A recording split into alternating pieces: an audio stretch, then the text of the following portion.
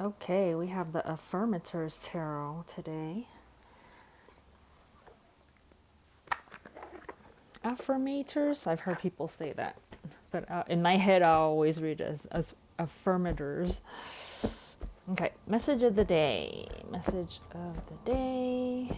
What does Spirit want to tell us today? What are the energies of today? All right, message of the day. Page of Cups. Page of Cups. This is so cute. Look at this little red lobster. Um, it's about creativity. It's about receiving. It's about messages. It's about, I feel like it's about seeing the joys in life, about giving yourself time to delve into your creativity, especially with like the paintbrush and the cup that's being shown here. And what are some things that you enjoyed when you were a little kid that you've kind of haven't, maybe you haven't thought about it, maybe you haven't given yourself time or permission to go back into those interests and hobbies.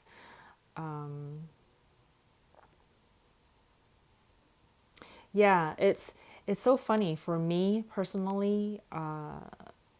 Magic Universe came about because after like a long period of time of soul searching and trying to find the purpose of my life, I read all of the books, and ran and did all of those personality tests and just to figure out like what do I like, and it turned out that when I figured out that it was magic. And it's so funny because every time somebody asks me like, oh, what kind of books do you like to read, or what kind of movies do you like, what kind of TV shows do you watch, I always say, oh, I love when people discover their superpowers. I love all of the, like, I love fantasy books and anything with magical powers. I always tell them, right? But for some reason I didn't see for myself that that was my thing until until like just a couple of years ago when I started, right before I started Magic Universe. I'm like, oh, that's it, magic is my thing. And I just didn't know, even though that was all I had been interested in always, like throughout my life, since my very, very childhood that I could remember. Like all the books that I read had witches in it. I mean, not all of the books, but like a lot of the books that I was interested in had, you know, other realms and magical powers, and it's so funny. But anyway, yeah. So I feel like, yeah, look inside yourself and see what were some things that you liked when you were little, and do they still spark joy in you? And even if it's something that you've liked since you were a kid and you continue doing it, throughout when you were growing up, and even till now, maybe those hobbies and those things like mean more than just a hobby. Maybe it tells you something about yourself, right? I mean, not necessarily that it has to be your career or anything, but I feel like it tells you something about yourself. And I'm just going to run a little bit longer. That's pretty much the message of the Page of Cups that I'm seeing right here. But I'm going to run a little bit longer because there was something that came to my mind earlier today. I was listening to The Silver Chair of the Chronicles of Narnia uh, on audiobook, or in audiobook form. And I used to read those books so much. Like, I read those books so many times when I was little, and then, for a period of time I didn't touch them. I didn't go back to it, and now I'm going back, and I started from The Lion, the Witch, and the Wardrobe. And so I've been re-listening to the stories, and there's so much that I forgot, that I didn't remember. And I'm re-experiencing the silver chair. It dawned on me today, because I just finished it, got to the end of the story today. It dawned on me that, wow, now I understand why I'm so open to magic. I'm so open to like other realms and psychic abilities, and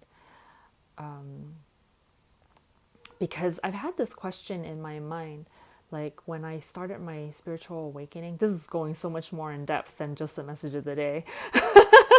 But I mean, if you still feel like listening to my story, stay on this video. But I'm just gonna tell you a little bit about what was going through my mind today. But I thought about like why it's so hard for other people to believe in psychic abilities, like why it's so hard for some people to believe in aliens, or different dimensions, or ghosts, or like that after people die, they don't really go anywhere. There's still spirit. Like these are questions that I've had in my mind. Like I can kind of understand, like some people are just really of the earth, like if I can't see it or touch it or hear it, it doesn't exist. I know a lot of people are like that. And but for me, it's always been so easy for me to just, oh yeah, of course that's real. And I realized why. It's because maybe, well, I mean, before I even met Narnia and Aslan, that I believed in magical things even before then, because I read like Grimm's fairy tales and stuff like that, and yeah, a bunch of other fairy type books. But in listening to The Silver Chair, I was just like, this is why. Because at the end of the story, and skip out if you ever want to read The Silver Chair and you haven't, so this is a spoiler for the end of that story. But in the end, King Caspian dies, right? And I totally forgot that happened. But I'm like, oh wow, yeah, he dies in the end. And then so everybody's sad,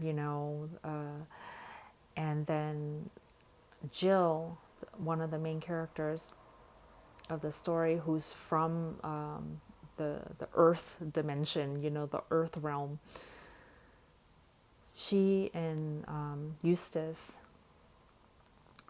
get whisked into Aslan's, I guess, country, or you want to call it, or Aslan's, like where he came from, his dimension, his realm, which is different from Narnia's. And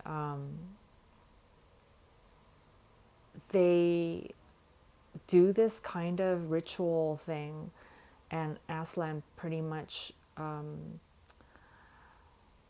brought Caspian, in a sense, back to life. But he wasn't really back to life. He just like in Narnia, he would have still been dead and he would have been considered a ghost. But because they were in Aslan's land, then there he got reverted back to his youthful self, and then, I mean, basically he was in quote heaven, right?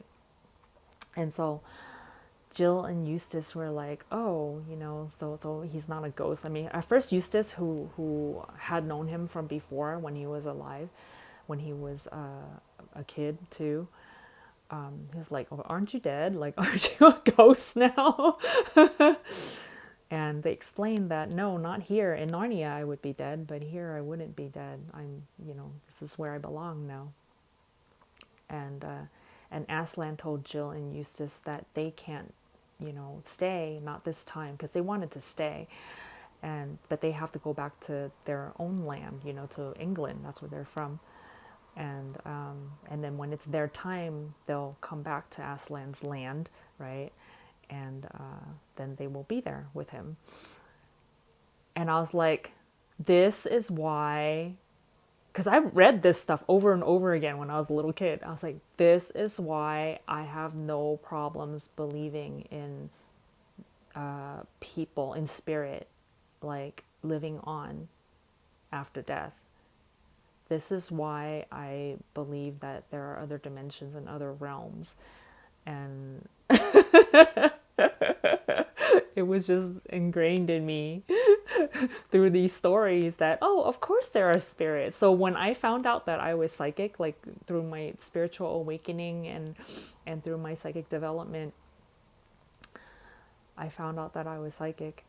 And then I started hearing from spirits and stuff like that. I was like, oh.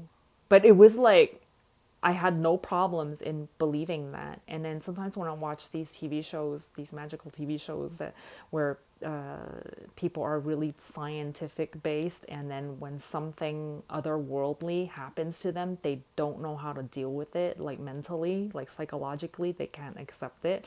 And I'm like, that's never happened to me before. I've always been like, oh yeah, okay, magic exists, okay.